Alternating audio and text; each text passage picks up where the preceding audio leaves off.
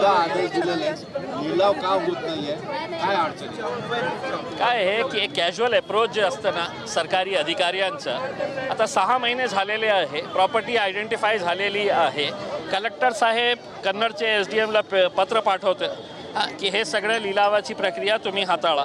मग ते एका महिन्यानंतर कलेक्टरला पत्र पाठवतं की माझ्याकडे खूप काम आहे, मी हे काम करू शकत नाही, एरिया खूप वास्ट आहे. मग 2 महिन्यानंतर कलेक्टर पुन्हा त्यांना एक पत्र पाठवतं. म्हणजे किती कॅज्युअल अप्रोच आहे याच्या बाबतीत. आणि तुम्ही बघा की आजपर्यंत या आदर्शचे 48 असे लोक आहे जे मृत्यू पावलेले आहे. ते त्यांचा मृत्यू नाही तर मी तर हे म्हणणार आहे ते खऱ्या अर्थाने हत्या आहे. आणि या हत्याचा जे हे आहे की ते जे सरकारी अधिकारी आहे जे निष्काळजीपणाने काम करत आहे त्यांच्यावर FIR रजिस्टर व्हायला पाहिजे.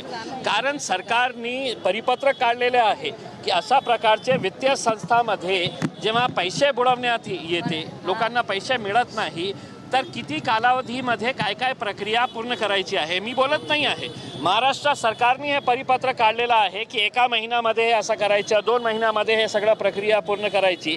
आता 1.5 वर्ष होत आहे, लोक किती आंदोलन करणार आहे. आज आमरण उपोषणसाठी हे सगळे लोक बसलेले आहे, त्याचे मेजॉरिटी तुम्ही बघितलं तर 70 वर्षापेक्षा जास्त महिला आणि पुरुष आहे, त्यांचं वय 70 वर्षापेक्षा जास्त आहे.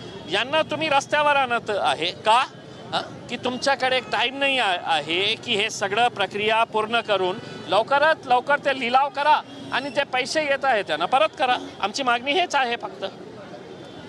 साहेब 2 वर्षापासून हा लढा चाललाय, अर्धशतक झालंय मृत्यूंचं, कसं बघते आता पुढचं काय पाऊल आहे? आता आमरण उपोषण किती कसं राहील? नाही, आता काय आहे की सरकारी काम करण्याच्या ज्या पद्धत आहे ना की आता लोक आलेले, अरे इतकं मोठे लोक आलेले आहे, काय प्रकरण आहे, मग आज ते मीटिंग घेत आहे सगळ्या अधिकाऱ्यांना बोलवून. कशाला तुम्हाला हे वेळ आणायची आहे या लोकांवर? तुम्हाला काय नियम माहीत नाही आहे का? तुमची जबाबदारी काय आहे हे तुम्हाला माहीत नाही आहे का? आता ते मीटिंग घेत आहे, मीटिंगच्या नंतर ते काय आश्वासन देतील आम्हाला माहीत नाही आहे. आश्वासन चांगलं असेल तर मान्य करू, नाहीतर आम्ही आमचं आमरण उपोषण सुरूच ठेवू.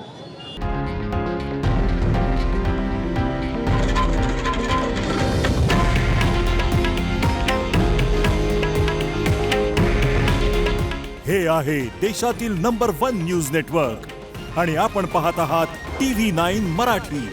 काळजी तुमची, हित महाराष्ट्राचं.